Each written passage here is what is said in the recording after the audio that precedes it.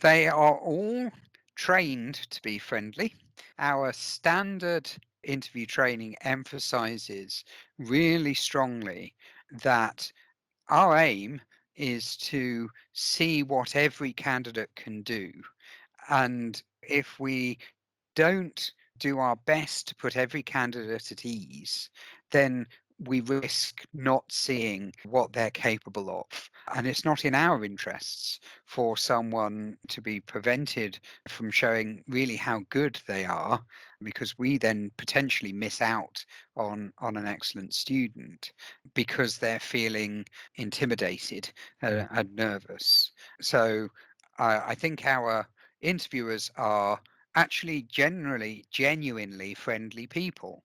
But even if they weren't, Mhm. they're all pretending to be friendly because that's how to get the information or the insight that they're looking for to best effect.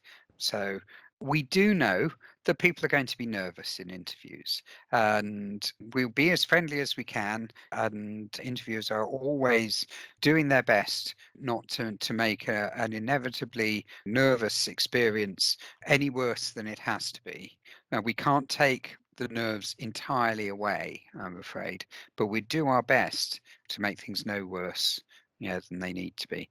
And people often find once you start getting into the conversation, once you're actually talking about, the literature or whatever, you forget about the nerves. And if it's something you're genuinely interested in, we've seen people just light up and go off on one, which is great. I should say though that we're also not judging people on slickness and the ease with which they speak. We're more interested in the quality of thought than the quality of speech. So we do know that some people are very nervous and it can take a while for them to get the words out. We don't hold that against anybody. And just because someone comes across as super confident doesn't mean they've got a brain.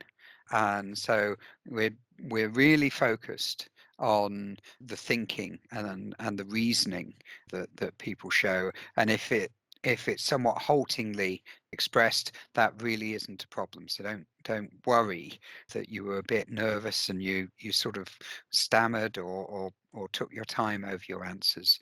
Don't give a monkeys about that.